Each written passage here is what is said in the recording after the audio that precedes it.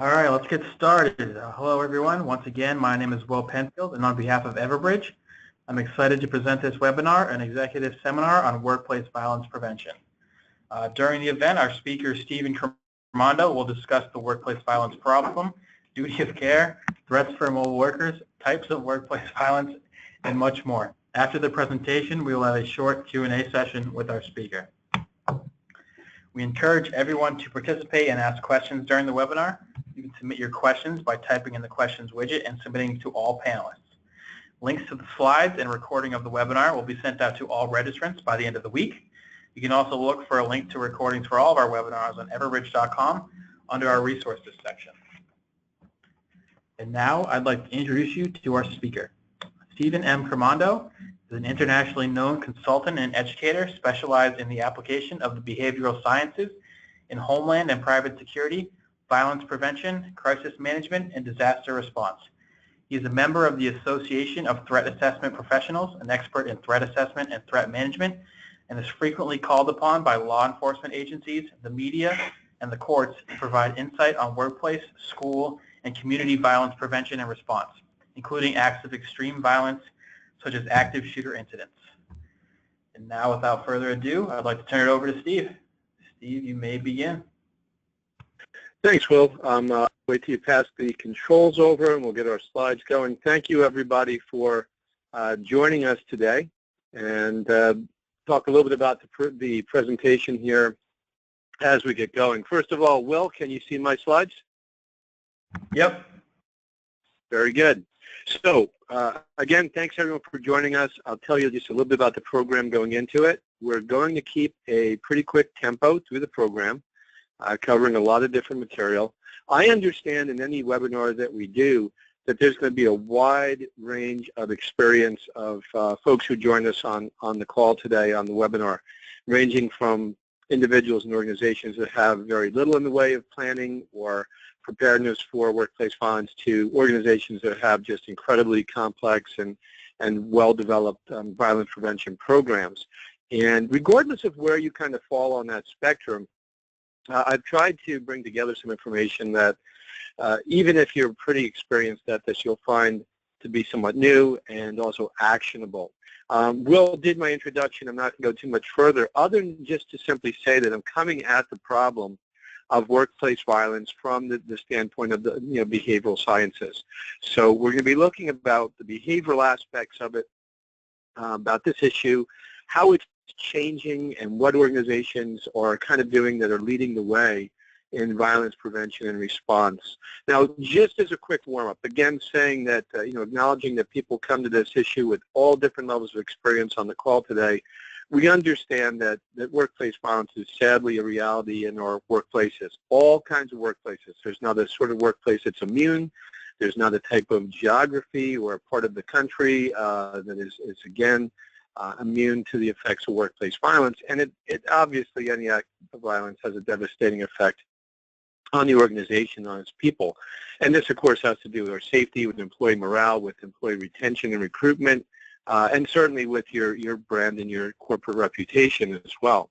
We are still sadly at a place where we're averaging about 2 individuals killed each day in workplace violence situations in the U.S. That's for each workday. So we're coming out to about 10, 11, sometimes 12 people per week just in the U.S. alone killed. And when we think about this, workplace violence today is actually the 3rd leading cause of death in the workplace. So if you don't already have this on your radar, it is a serious problem, and it is also a problem in which there's a degree of foreseeability. Now, we're going to get more executive as we go. We're going to start speaking more about the leadership concepts and about executive thinking on this issue as we go. And I'd like just to set some context and set some background with these first few slides. And then we're going to get a lot more sophisticated downstream. OSHA believes that we still experience about 2 million instances of workplace violence each year. Obviously, not all of those are shootings. We have to start making a separation in our mind between workplace violence and gun violence. The vast majority of workplace violence, of course, is not gun violence. But this is really still a tremendous problem, and we know it's to some degree probably underreported.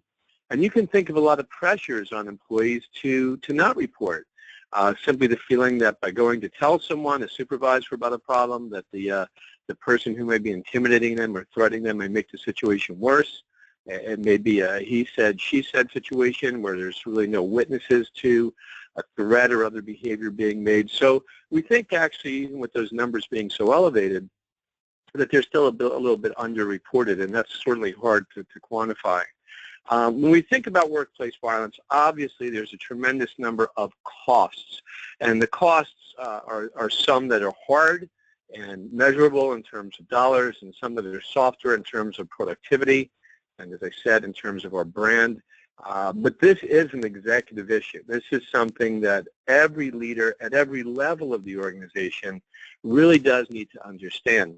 And my perspective today is really to speak about your workplace from the standpoint of safety, security, and defensibility of your decisions around different workplace violence situations, starting with, the decision to have or not have plans and procedures, to have exercises and things of this nature as well.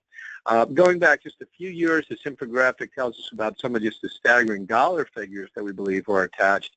And at that time, 2014, we were averaging or looking at an estimated average of about $121 billion per year in all of those associated costs rolled together. And you see to the far right some of those costs that were out of jury settlements, out of court settlements and jury awards, certainly that can range into the millions when in fact we have someone hurt or killed in the workplace due to an episode of workplace violence. So from a leadership standpoint, honestly, there's probably not too many topics around people's behavior, at least, that should have your attention the way workplace violence does. And just to kind of put this in perspective as well, we're still not talking about an epidemic of violence, and there's actually some good news here. And the good news is the numbers have come down dramatically. And I say this, and not in a kidding way at all, but typically, and at least for years, whenever we'd raise the topic of workplace violence, and I would ask folks, what's the first organization that comes to mind? And people would say the Postal Service, right? And we still sometimes hear people use that term, that someone has gone postal, to imply that they've become violent. And then I ask you to think, when's the last time you heard about a postal shooting? And the Postal Service, having taken this problem so seriously after a rash of terrible shooting events now a few decades ago, dramatically lowered the incidence of workplace violence in their setting. But at the same time, we've seen those numbers come down from the high watermark of about 1,080 workplace homicides in 1994 to in the 300s by 2012. Now, we're back up around the 500s at present, but we know that the type of programs and the type of efforts that are being made, we very strongly believe are having an effect. So when we do see workplace violence as a foreseeable risk, and that's, that's obviously, you can hear my terms there start to sound a little bit like a courtroom issue. We know that there's a number of associated legal concerns, and these are issues for you, regardless of your kind of job title or position. If you're a small organization, you're the owner, you're the leader, or you're a large multinational organization, usually we're looking at a number of different disciplines who have skin in the game, and their executive leadership, and their legal and HR, their security.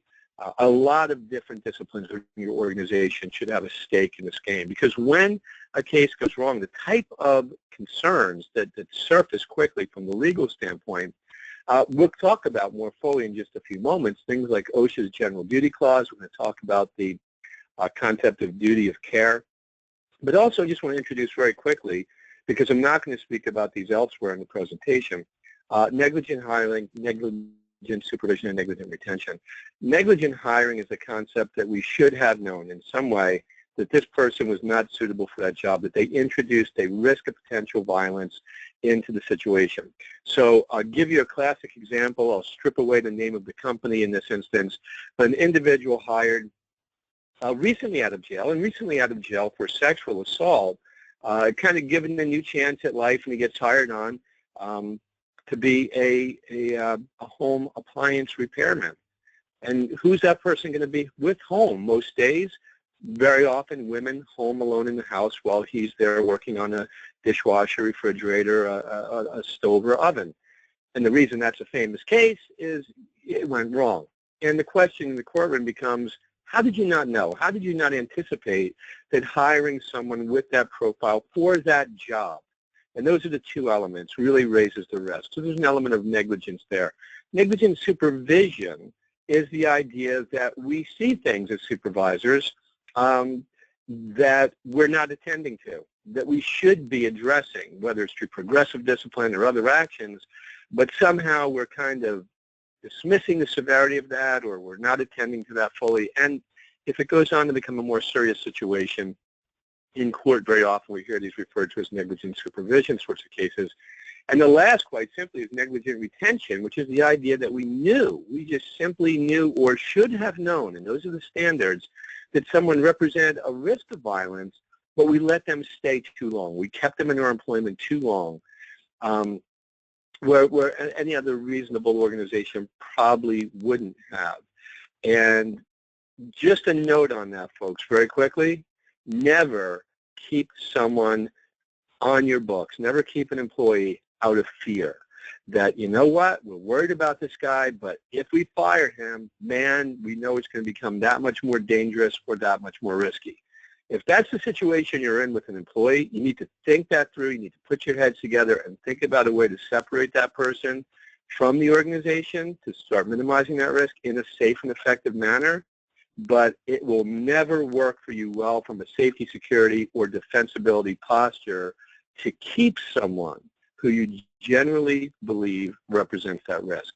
We're going to talk a little more about ADA and workers' comp, talk a little more about these other legal issues as we move through. But we understand that in terms of reducing liability exposure, we have to kind of make a good faith effort to demonstrate that we know about these risks, we're doing things about these risks, because at this point, as I mentioned in my opening slides, we're no longer sadly shocked when you turn on the news or you get a news flash that there's been another workplace shooting. We're saddened by that perhaps, but we're no longer shocked because there's such a frequency of these that they are foreseeable.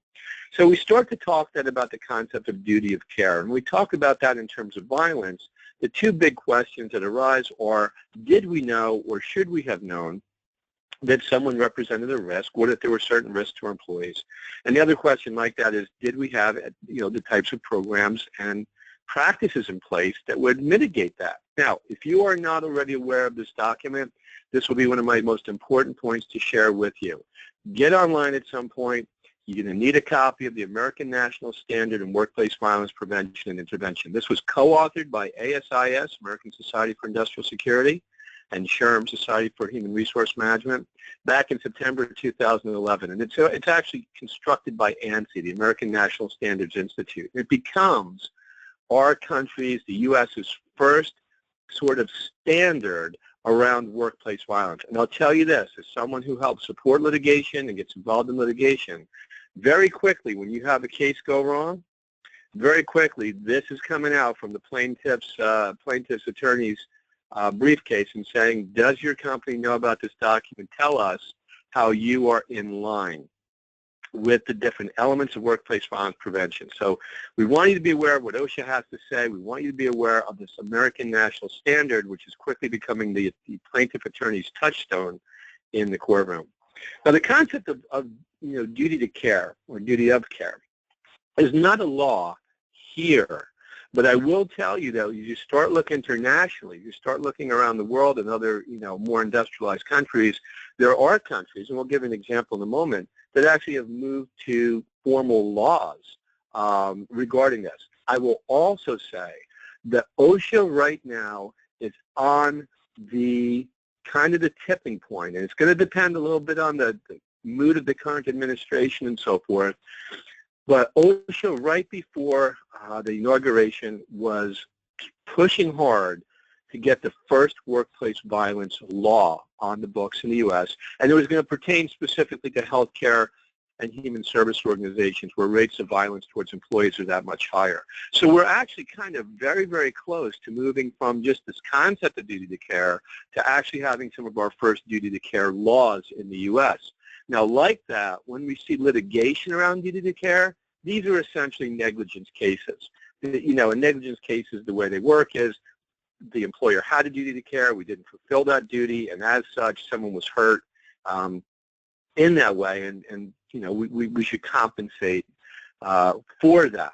So right now, duty of care litigation is essentially negligence sort of litigation. But as I said, when we look around the world, there are places that have more formalized workplace violence laws, and we're on the route to doing that. One such example is in the United Kingdom, which is the corporate manslaughter. That sounds pretty serious, right? Corporate manslaughter and corporate homicide act, going back now a few years ago. And this talks about the employee who's on site, but it also talks about the remote worker, and it talks about the employee who's traveling.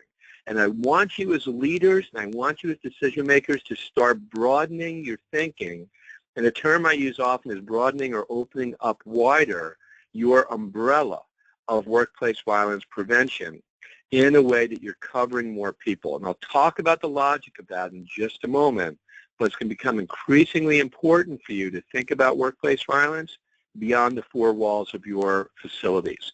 Now, OSHA, who you're all keenly familiar with, one, does not have a formal workplace violence regulation. It falls under what's referred to as the general duty clause, which many of you are aware of. Just simply says that employers have a responsibility to identify hazards in the workplace and to try to mitigate that. Mitigate in the classic sense means reduce the likelihood of the event or the severity of the event. But once we recognize there's a hazard, we have to take some kind of action steps. But you also need to understand that when OSHA is speaking about workplace violence, they're talking about the workplace as wherever your employee is on the clock or on the job. So whether they are, and think about this, think about someone who's working from a home office. They're on the clock, they're doing the work of the company. Is there a risk of violence to them there? For the person who's out in the field knocking on doors, you know, there's a lot of different places we find folks. And even we think about the business traveler who may get caught up in some kind of violent event. So from OSHA's standpoint, we start broadening, and this is important from a leadership standpoint, broadening our understanding about what workplace violence is, and I'm going to introduce to you in a moment a fifth type of workplace violence that's evolving beyond OSHA's classic 4 types. We're going to talk about the evolving ideas about where workplace violence happens. We're going to talk about the evolving ideas about what to do about it as we go. Very interesting statistic. We're told a study last year by IDC told us that by 2020, right, not too far in our future, about 75% of employees will work in the field, will be working remotely. So when we think about workplace violence, as I said, a lot of good solid programs that organizations have, they kind of begin and end, you know, at the walls or the doors of your company, or maybe at the perimeter of your parking lot. You need to think about your employees who are in the field, even the ones who are in home offices. Now that's a deeper discussion, right? You know, what duty do we owe that person? How would we police that? How would we know they're acting in a safe way and understand that? We're going to dig in a little bit more deeply to that as we go. But think about all the places where your employees can connect now and be working in, you know, in that coffee shop. Do we owe them a duty of care if they're on the clock? Well, OSHA kind of is our duty of care here in the States. You know, absent of a duty to care law, this is the closest kind of thing we have to it. And what I'd suggest from a leadership standpoint is we start to align, for the time being, to make sure that your workplace violence policies, procedures, plans, exercises are aligned with OSHA's expectations, but also with the American national standard. Now, let's start thinking about what workplace violence is and how it happens and where it happens and so forth. We already established it can happen both on-site and off-site, but it also has a wide range of behavior that starts on the verbal end of the scale and, of course, ends up with more physical and even potentially weapons involved. But you have to, as a leader, start to make the mental separation. Workplace violence does not equal gun violence. Gun violence represents a very small percentage. The most common weapon used in workplace violence is hands and feet, right? It's pushing and shoving and kicking and tripping. It's when it becomes physically assaultive. But yes, there's violence downstream of that. That's harassment, it's intimidation, it's threats. And of course, there's violence that's upstream of that that does involve weapons and sometimes even something as serious as an active shooter situation. We also broaden our thinking about where it happens, as I said. And I'm not going to belabor this slide because we're going to do a really good job talking about those 5 types of workplace violence in just a few moments. But we think about threats today in many, many different forms because so much communication is done electronically. So this is now also a threat. It could even be a threatening image, not even, spelled out. That's on Facebook, that's on Instagram, that's in our social media channels, or it's texted or emailed in different ways. So we need to, look at the evolution of our workplace, look at how people work, where people work, how those things are changing, because the risks of workplace violence, they follow, they evolve in that way. So we think about that complete spectrum from verbal threats up to physical sorts of violence, and in the most extreme cases, those that end with homicide. Now, when we talk about active shooter, and I'm only going to speak about that for a short while at the very end of the program today, because that represents, the statistically smallest, but the most extreme. So there's a low probability but high consequence events. You may be thinking to yourself, man, it seems like every time I turn on the news, I hear about another active shooter event. I would say to you, every time you turn on the news, it's likely you hear about another shooting incident, but the classic active shooter definition is that person who's looking for a target-rich environment, and they're coming in there, probably have no relationship with the victims, they're random victim selection, and they're looking for numbers, right? So that is a different thing than necessarily workplace violence, because a lot of workplace violence is targeted against a coworker, maybe a group of coworkers, and very often towards a supervisor. We're going to speak about that as well. So the active shooter scenario, that's real. And to tell you the truth, we're going to have to rethink that. And I'm going to end our presentation, on that note shortly, another 20, 30 minutes from now, talking about what's new in our thinking about active shooter risk and response. And from a leadership standpoint, what you might need to be thinking about to adapt your current posture. We hope you have something in place. If I want to be clear, having an active shooter response plan, that's not the same thing as having a workplace violence prevention program, right? Those are 2 very different things. And if you think about this graphic, you notice that active shooter, it's just that very, very tip of the spear. It's the most dangerous aspect of the continuum of workplace violence, but it's also kind of the lowest probability. So we want to prepare for that. You have to prepare for that. But you have to prepare for the more common and the more likely scenarios. Now listen, I'm going to tell you a story. And I'm going to, again, sanitize this with the names and the details. But here's the story. Very sad case. A small client we're working with, meeting a company, probably 100 or less people. They had this situation. 2 women with a long, angry history between them. These 2 women for years were always hostile and bitter and angry between them. And one of the women goes out on medical leave. She's pregnant, and she has actually a really complicated kind of pregnancy, so she's on leave. And this story ends, sadly, in a couple different ways. And the first way is, unfortunately, she lost a baby. And it's her first day back at work. And she's standing at this small company's kind of coffee bar, pouring herself a cup of tea. And the woman she has this long, angry history with kind of slides up behind her and real quiet under her breath says, I guess God didn't want you to have that baby anyway. And the one woman just seems to snap. She turns around and she throws that boiling cup of tea she just poured right in the other woman's face. One of these women leaves work in the back of an ambulance. The other left in the back of a patrol car. That's workplace violence. The weapon's a cup of tea. But there's 2 other points there. One is this was the byproduct of a smoldering crisis. And when we see workplace violence, especially coworker to coworker and coworker to supervisor, it is more likely to be the outcome of a smoldering crisis where it's been going on a long, long time. And the other thing is everyone in this workplace, they knew this was coming. This was a woman who didn't snap. If you're familiar with that expression, if you use the expression, the straw that breaks the camel's back, that's been building for a really long time. And yeah, this was the tipping point. But it wasn't somebody who just woke up this day and just, was bent on violence. So those are important from a leadership standpoint. They tell us that we don't ignore when we see those smoldering crises, because the longer they fester, the longer they smolder, sometimes the more severe they become. Honestly, those sort of crises, they're not like a bottle of wine, folks. They don't get better with age. You want to jump on that, you want to deal with that. Now, I'm going to move to the next 4 slides very quickly because I'm making an assumption that either you know this or this is easy enough to find. But OSHA has 4 classic types of workplace violence. And the very first, it's actually the most common, is what we call criminal intent.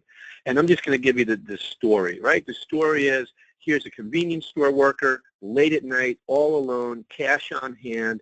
We have no relationship with the bad guy, and there's an injury or a death during something like a robbery, theft, trespassing, and 85% of all workplace homicides, they happen in that context, right? But you don't hear about that on the news as workplace violence. You hear about that as a robbery at the convenience store or a taxi cab, a gas station, or liquor store, late at night, all alone, cash on hand. That is the biggest part of the iceberg in the workplace violence picture. And you may not think that applies to you, but depending on what your organization does, what you handle, what you move, you still may be that target for something like a property crime. In some industries, type 2 violence is much more prevalent, especially in places like healthcare and human services, where we know the person. It's not type 1. It's not a stranger. It's not just a robber. This person now is a customer or a client, and the violence happens in the context of delivering our normal services. The statistics tell us, again, in places like healthcare and hospitals, 4 to 5 times more likely to be assaulted by a patient. And guess what? If we have that healthcare worker who gets assaulted at work tonight, you're not going to hear about that on the news either as workplace violence. In fact, you don't hear about that at all for a whole number of different reasons, but that's another place where the numbers are huge. But when you and I think of workplace violence, most people think about it.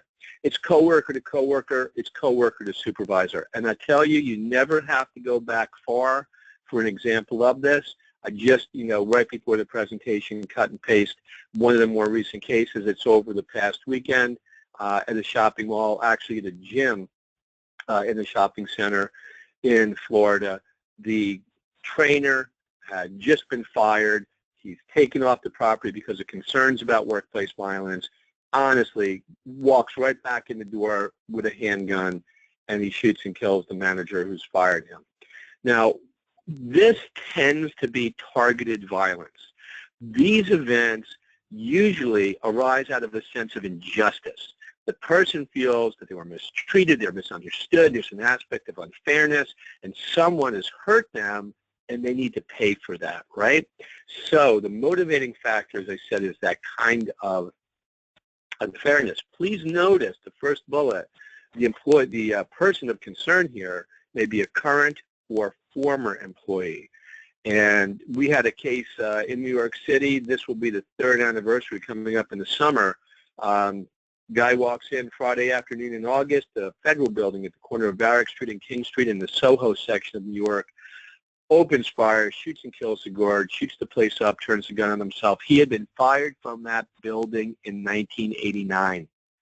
So the point from a leadership standpoint is don't feel that, if we have someone we're concerned about the risk of violence, firing them completely ends the problem. We separate, we terminate this person, they're gone, we never hear from them again. In fact, it actually can get trickier because now you're not seeing the person every day and you don't know what they're doing with that anger and that frustration.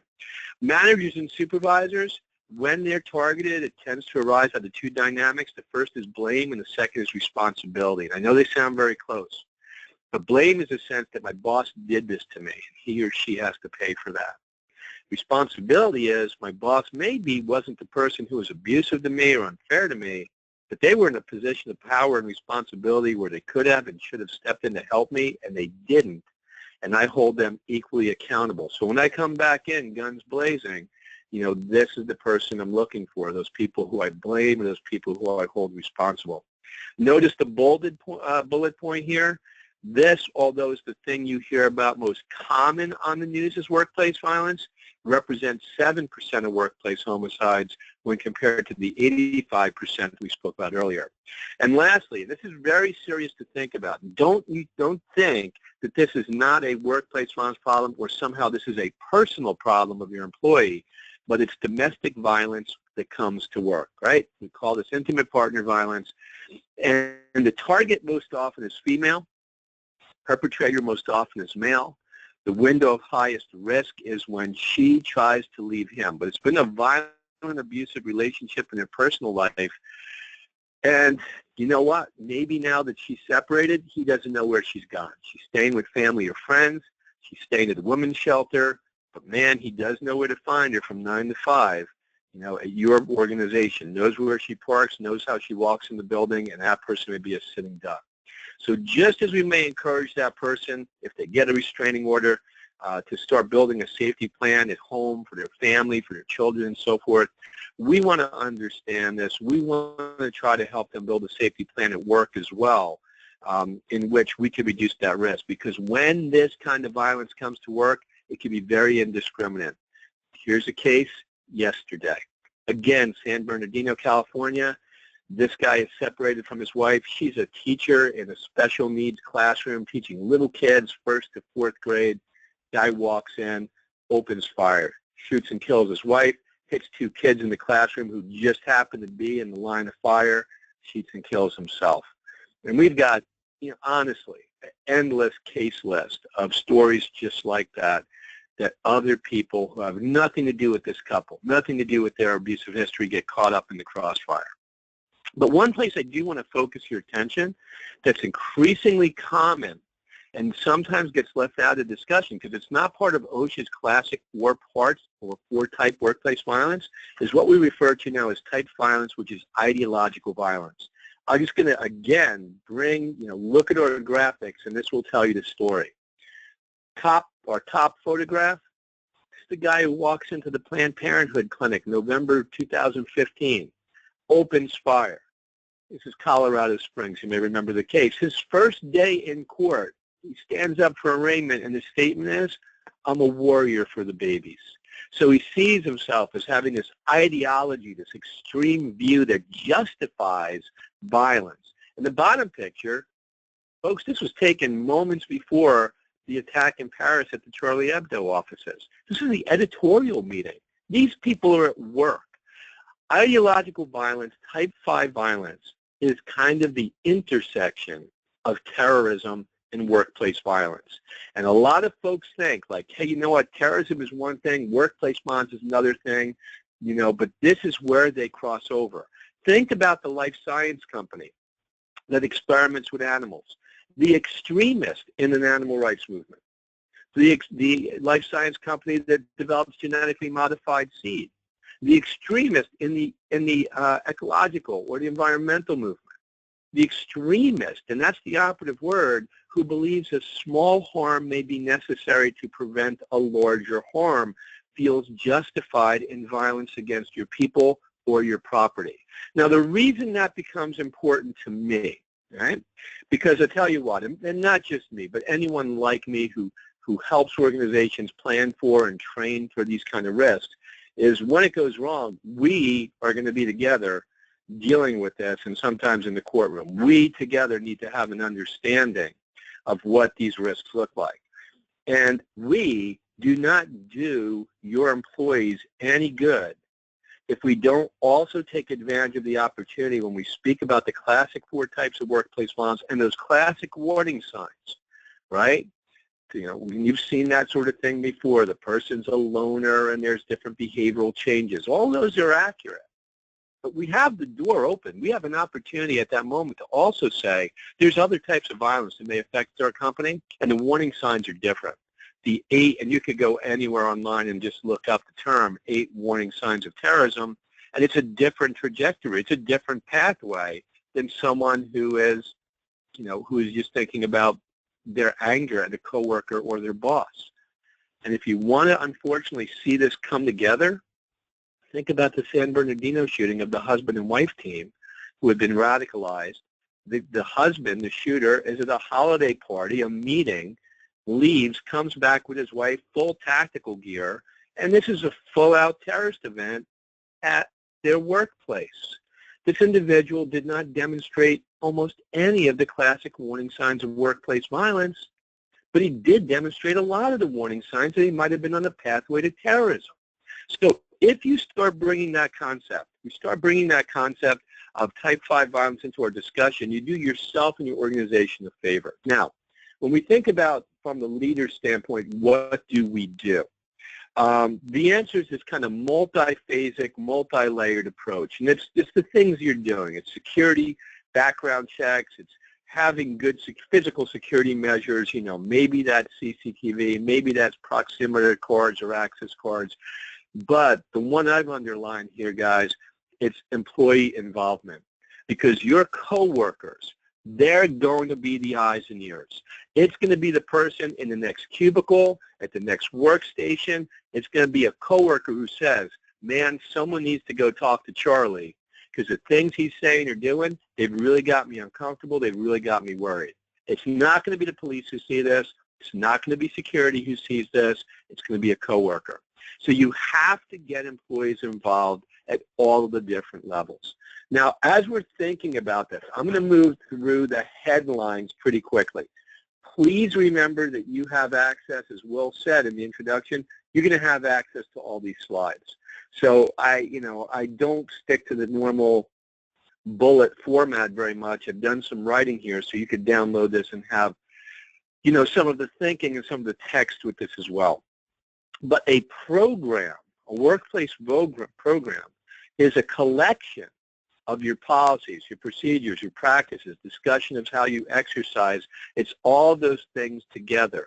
And I tell you what, the day that you would ever have to stand up in the courtroom and defend, you want to be able to talk about your program. And this starts with really top-tier, top-level management commitment. This is C-suite commitment.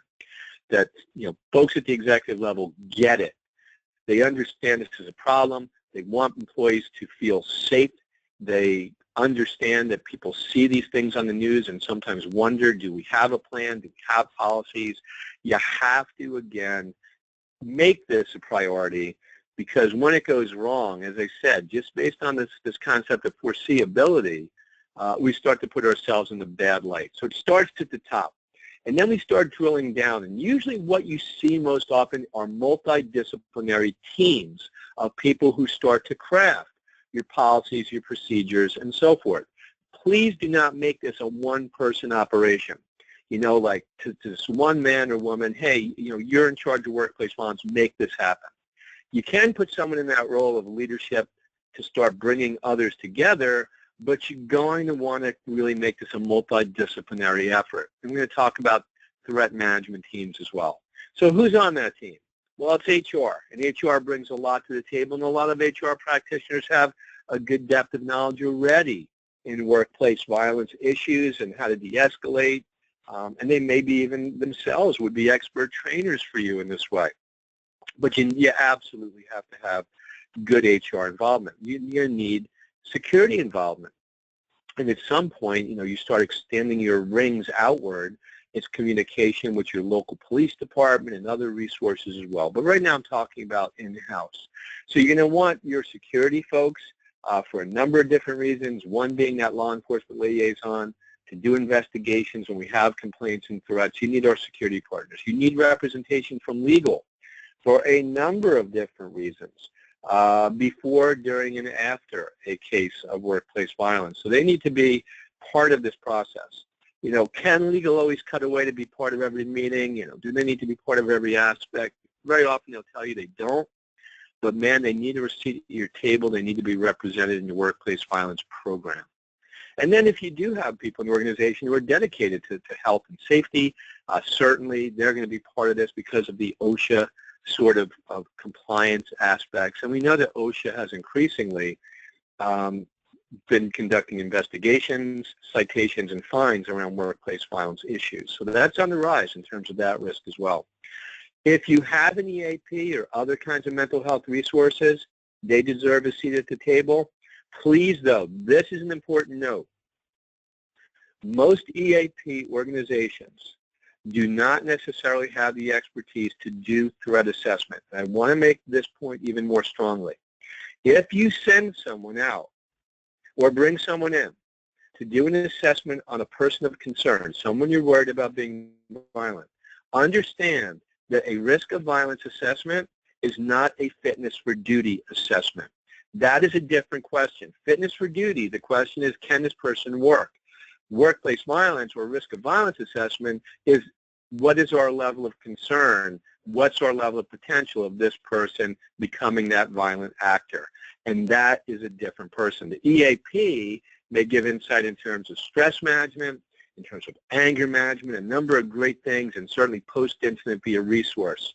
And if you do have your own internal crisis response teams or crisis management personnel, sure, they belong at this table too. Risk management, same sort of thing. In fact, you even want to think about your communications people, because before, during, and after different aspects of violent situations, it may be important that you're communicating to your internal and your external stakeholders about a risk or about a new posture you're taking, and they deserve a place at the table.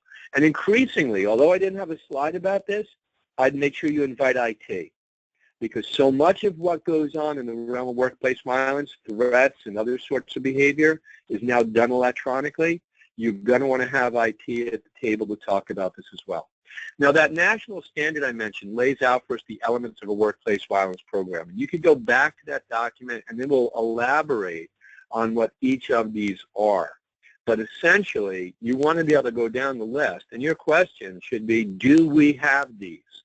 You know, do we have training? Do we have a way of retaining records if we've done a threat assessment?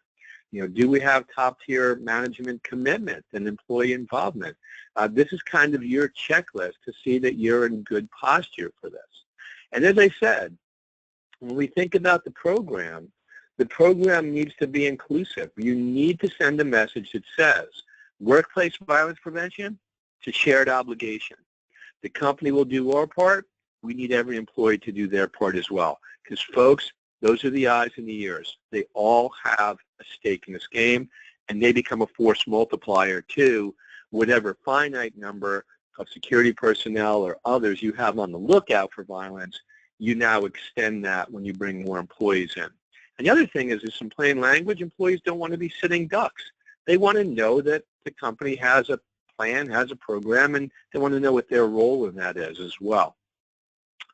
This starts with a workplace violence statement. Sadly, we think it's still about 70% of U.S. organizations don't even have a policy statement. And I will tell you, from a defensibility standpoint, it's going to be one of the very first questions that comes up in the courtroom after the fact. You know, tell us about your posture and tell us about your policy about violence prevention in your workplace. And man, if the answer is we don't have one of those, you could see how we're on the downhill trajectory already. So our policy just lets people know that we take this serious, establishes zero tolerance. Zero tolerance means every instance will be investigated, not necessarily that every instance results in termination. It describes what unacceptable behaviors are. It talks about what will happen, and we have a way to go back and revisit this and keep it alive. Now, this, I think, is useful for almost everyone on the call because it actually makes it a little bit simple. If you have ever seen kind of what's sometimes referred to as the all hazards model of emergency planning, it's these four phases: mitigation, preparedness, response, and recovery. And this is just a great template to lay over the risk or the hazard of workplace violence. What are the things you should be doing before? On the mitigation side, pre-event, executive buy-in, hazard vulnerability assessments that are specific to the risk of violence. You know, we're a pharmaceutical company. We have a risk of violence on site. But you know what? We have a huge sales force that are on the road, and these are people who are carrying medical samples. They have a different risk profile. So you need to think about it not just in terms of your organization. You know, we're not at much risk of violence. We don't do anything controversial. But in the different sorts of job functions, how does that violence potential change? And what kind of protocols and what kind of relationships have you built with resources in the community to help address, assess, and respond to those? So there's a number of things you need to be doing on the mitigation side. Preparedness, physical security, it's training, and training might even be developing an in-house threat assessment team. And if you don't have that, it's identifying an external resource who could do threat assessment for you, right? So if you've got a person of concern, your two big questions are, essentially, how concerned should we be? Is this someone who's just making a threat, or is it someone who actually poses a threat? If they pose a threat, at what level? Low risk, no risk, low risk, moderate risk, high risk, imminent risk, and what would we do about it? And also preparedness includes drills and exercises, and we're going to talk a little bit more about that in a few moments. Training should be tiered, and it doesn't stop with these 4 bullets. If you have people in the call center, do they know how to handle threats they receive, paid by phone? If you have people who are out in the field, as I said, in different ways, what does violence potential look for them? But at a minimum, the concerns of the executive, they're different than middle management. And the concerns of workplace violence for middle management, they're different than the general workforce. And the kind of skills of threat assessment teams, they're different yet than, what everybody else needs. So you do need to think about your training being tiered. And, we've included one slide here that goes a little deeper into the kind of things that threat assessment team members need. What many organizations do today is what we call a Tier 1, Tier 2 process. Tier 1 is in-house, where you have a threat assessment team. You convene when you have a person of concern. You work through that. And if you hit a certain threshold where you're really concerned but you're not sure what you've got, you have a way to reach out to an identified resource in your community, maybe a forensic psychologist or psychiatrist or some other specialist who can help do that more thorough assessment. And remember, the assessment wasn't fitness for duty. The assessment was risk of dangerousness. And then we need to think about response. And this we're going to jump ahead in a few moments because I want to talk to you a little bit about some changes in our thinking about active shooter response as well. Notice here on our response slide are things like crisis communications. Their liaison with the incoming first responders. They are, having those resources in place when you're going to be doing a high-risk termination and you're concerned about violence. So you need to be thinking about response, obviously, before you get there. And then recovery. Yes, this is another place where the EAP may come into play, but in the moment, folks, in the moment, if your team is, your employees are locked down in a safe room or a shelter room, and they're going to be locked in there for a while the police methodically search this place for a shooter, you're going to have some freaked out people, and it would be very handy for some folks to have some basic knowledge in psychological first aid. We think today should be as many people on your team trained in basics of psych first aid or as trained in CPR. Because the next thing that's going to happen, besides those folks who are locked in a safe room, they're texting and they're calling their families, and their families are on their way down to your company, whether you invited them or not, to see what's going on. And you can think about that family assistance center or that family unification center. Where are you going to put it? Who's going to staff it? And what skills those people will need to deal with very, very stressed out families while they wait. So if you take nothing else away from that very, very quick review, think about that 4-part model of mitigation, preparedness, response, and recovery, how you laid over the problem of workplace violence, and including in your communication scheme that kind of rapid deployable notification, your emergency notification tools, because what we know when this goes wrong, when this does evolve to an active shooter, most of these things are over in 5 minutes or less. So time is of the essence. You want to have your templates in place. You want to have tested these. You want to know that employees know how to use these. You want to be able to do accountability and know that people got out safely, or if they're hiding and sheltering, where they are and how to steer police in their direction. What you need to be able to share in that moment's notice, what's happening, where it's happening, what employees should do, and how they're going to get to all clear, what the next directions will be. Please notice my last bullet point. At the moment, the authorities are telling us use plain language. Try to stay away from codes. The bad guy, you have a shooter in your building, he knows he's in your building. You're not tricking anybody by using a code, but you actually may be putting someone else at a disadvantage who's a guest, a visitor, or a vendor who doesn't know what's going on with that code. So clear communications, and remember you're going to need to use those same communications throughout the recovery process, right? Even into the days and maybe even the weeks after. Now, I'm going to kind of break protocol just a little bit, guys. I know that we want to leave some time for questions, comments. I want to bang out 2 or 3 more slides for you.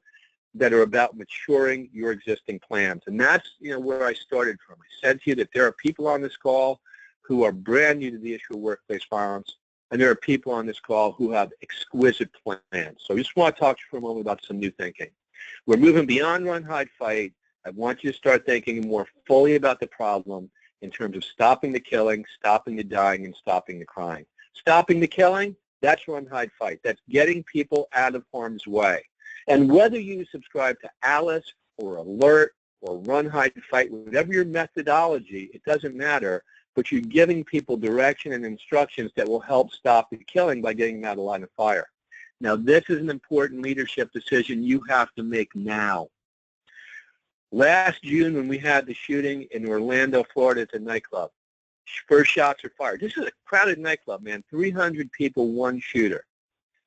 Shots fired. What did people do? They did what they were trained to do. They ran. Where they ran? Ran into the bathroom where they hid. The shooter follows them in. We have a bloodbath.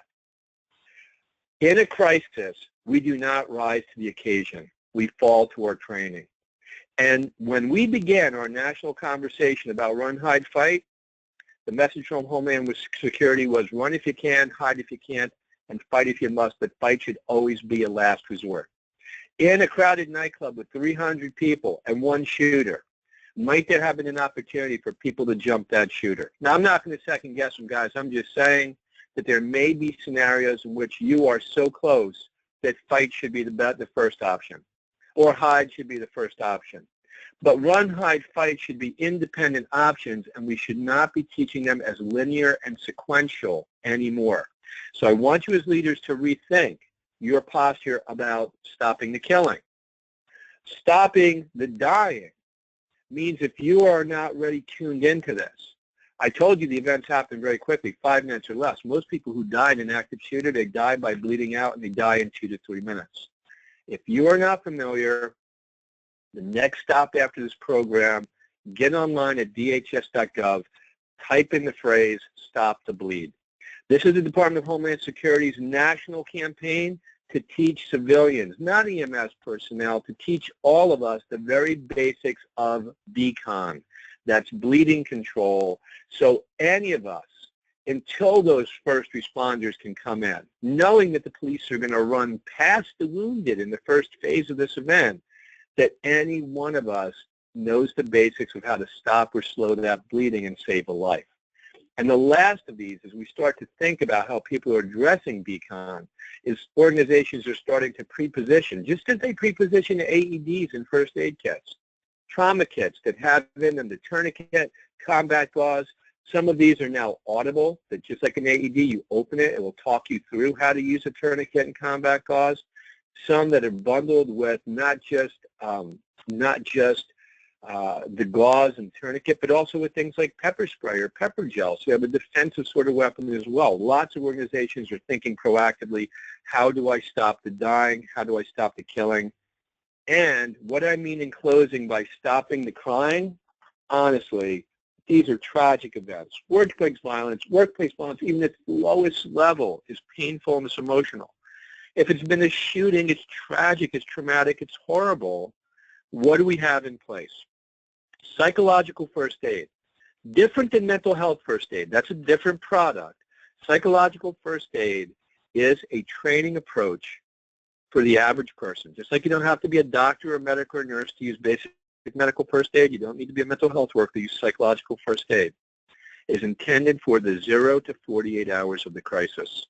So during the event, when you have that coworker who's freaked out, when you're hiding in that safe room trying to be quiet, and this one person is just so overwhelmed, what might we do to help calm and focus that person?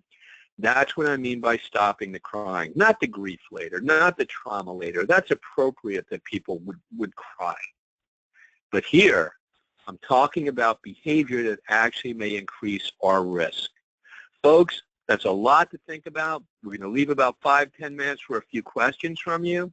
I hope that takes some of your thinking in a new direction. I hope you find that interesting and actionable. And Will, I'll turn it back over to you, sir. All right, thank you so much, Steve, for that great presentation. We are going to move on to the question and answer portion of today's session. As a reminder, you can submit any question you have by typing a question into the open text field in the question panel and submitting it to all panelists. Steve, the first question we have for you is, should we know the workplace violence or active shooter response plans of other companies in our building if we share it with other tenants?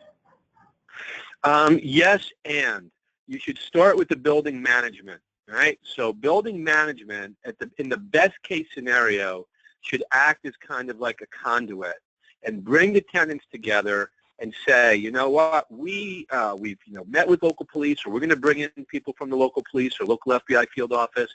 They're going to do a little presentation for all the tenants. You go back to your shop, you go back to your office, think about what this means for you and your personnel.